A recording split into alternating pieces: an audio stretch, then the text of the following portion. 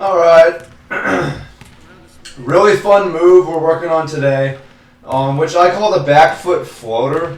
There's a lot of ways to shoot a floater. You can shoot it off 1 foot, you can shoot it off like the same footwork as you shoot a jump shot, but the way I like to do it is like as a back foot move, and what that really means is you're shooting from the hand that you're shooting from is your back foot, if that makes sense. So like normally if you shoot from a right-handed jump shot, your left foot is your back foot, and if you shoot a left-handed jump shot, your right foot is your back foot, if you make sense. So the steps are reversed. If you're shooting a right-handed floater, your right foot is your back foot. If you're shooting a left-handed floater, your left hand is your back foot. This is just one way to do it. I really like it, and what I like about it is that it's unpredictable. And there's a lot of good things about it. I think it's pretty easy. So what is a floater? Why is it useful? Well, the floater is a really useful move for scoring over a really long help defender. So if you get by your first guy and you're into the painted area and there's like a 7-foot guy there, you're not going to be able to lay it up around him or dunk over him. But if you just shoot a floater over him, he can't really block that. So that's what that's all about. And so it's just really useful to have the higher level you go. Like, if you are playing at a low level, you don't necessarily need a floater, because if you're the big guy, you can just get to the rim over everyone. But if you're like a 6-foot guard and you want to play in the NBA or whatever, you really need a floater, because you're going to be going against 7-foot help defenders, and the floater is going to be the way you're going to get it off. Alright.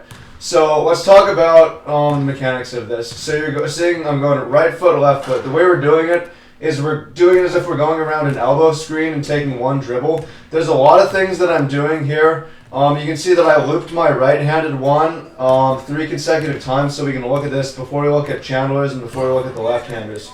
So like, yeah, that's a pretty nice floater. I think my floater is decent. My form is good. I think my understanding is good. So one of the main things I'm trying to do, keep the ball in my right hand for as long as possible, basically until the shot goes up.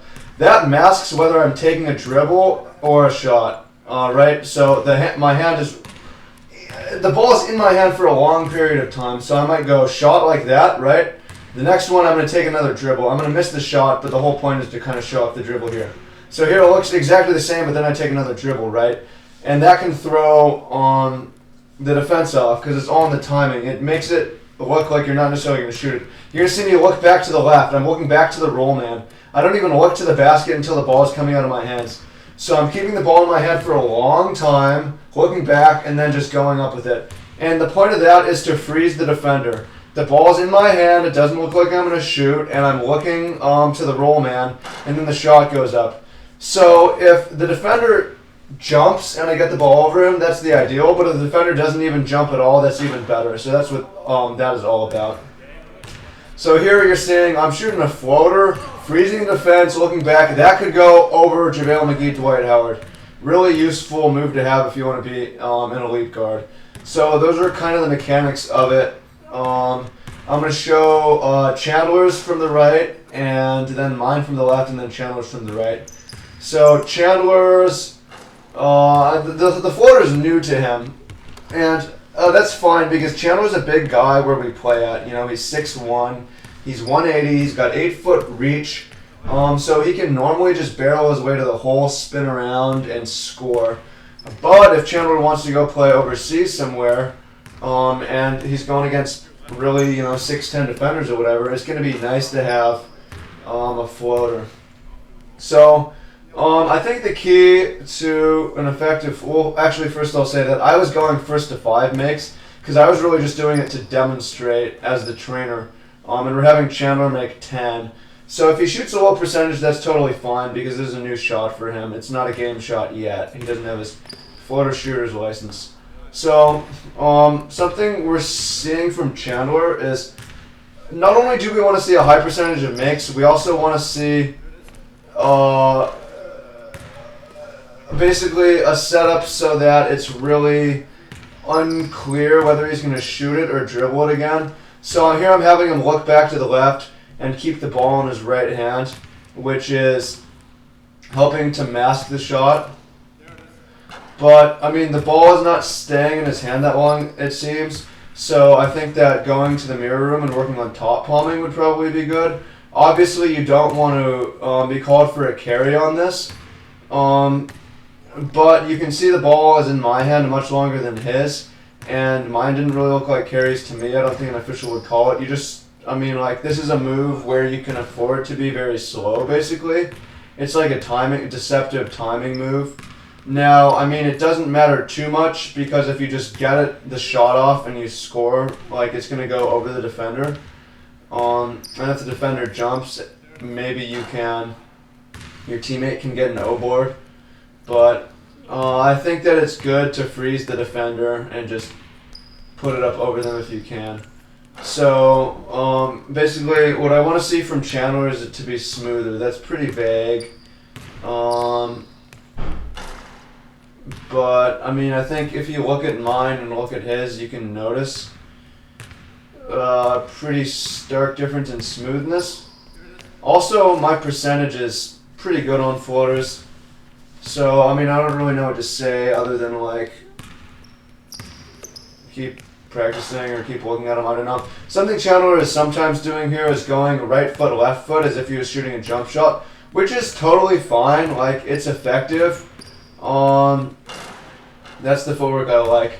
But I really like the back right foot because it's so unpredictable.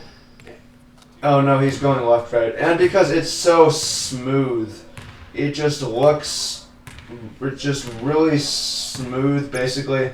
And it allows you to decide whether you're going to shoot it at the last second basically.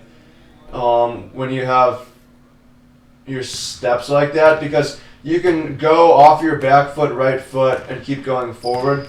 But if you are going left foot forward with the ball out in front, it's a bit awkward. It exposes the ball, which I think is a bit dangerous. So I think there's a lot of benefits. Okay, here we're seeing me go with the lefty, which is a lower percentage for me. I'm going around this elbow screen here, shooting from the back foot, which is a left foot. You're not going to see me do any fakes here. Where I actually put the ball on the floor. I was just showing it off on the with the right hand, but I didn't with the left. But you're going to see ball's in my hand for a long time. I shoot a pretty good percentage on these, honestly. Like this is a game shot for me. It could definitely be better, but I think it was a game shot for Chandler.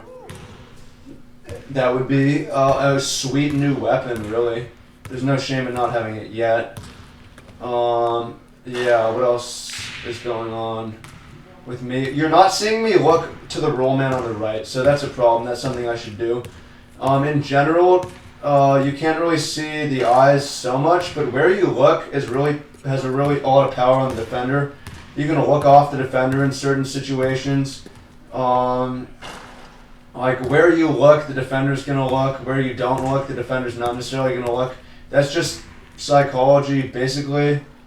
And it's pretty sweet. So yeah, even with the lefty, like I'll shoot lefties with these in games. I don't shoot them all the time. I don't think I have very many in my mixes, but I'm okay with shooting these. The righties I like. The lefties maybe. Yeah, but you can see that it's like just delayed. I'm shooting from my back left foot. And if I wanted to at the last second, I could not pick it up, but instead put the ball back on the floor. And by putting the ball back on the floor in the left hand with my back foot, the left foot, the ball is protected.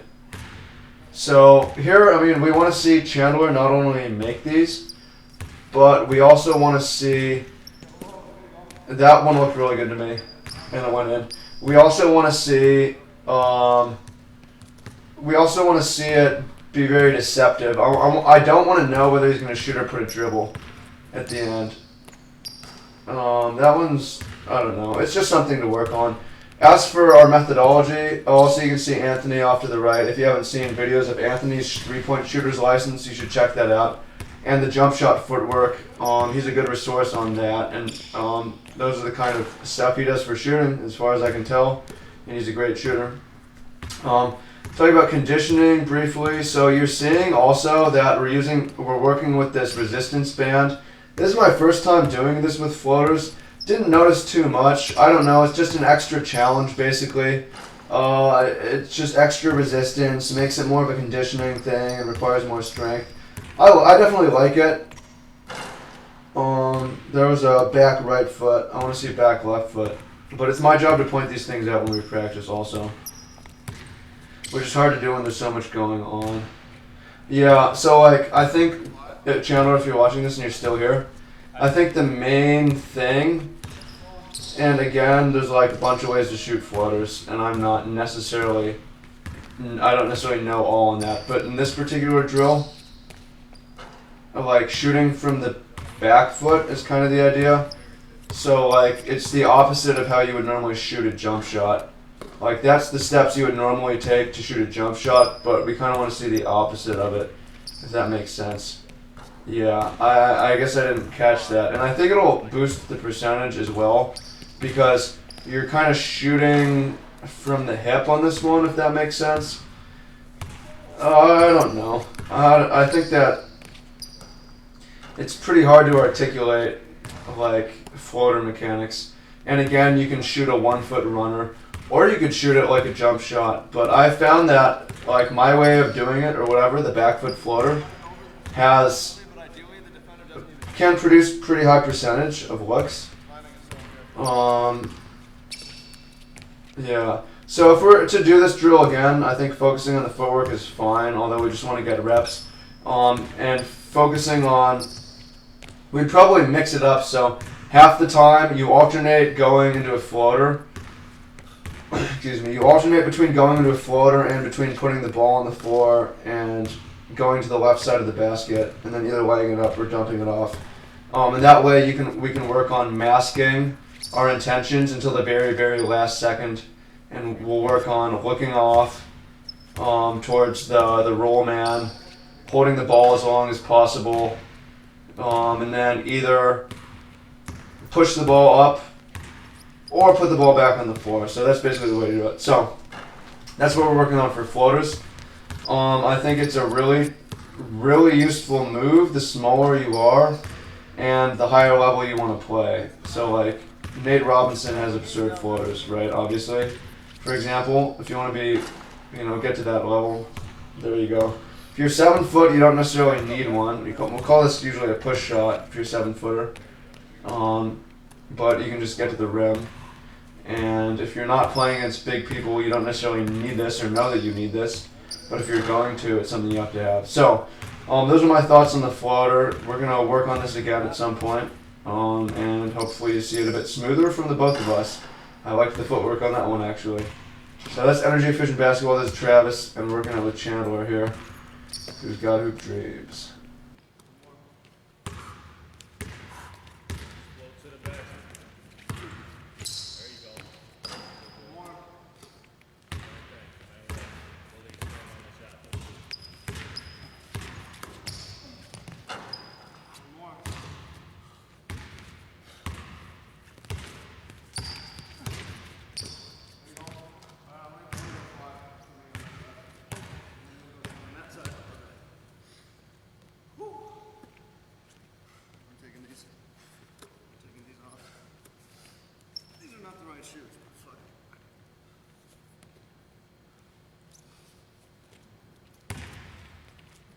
Is that the higher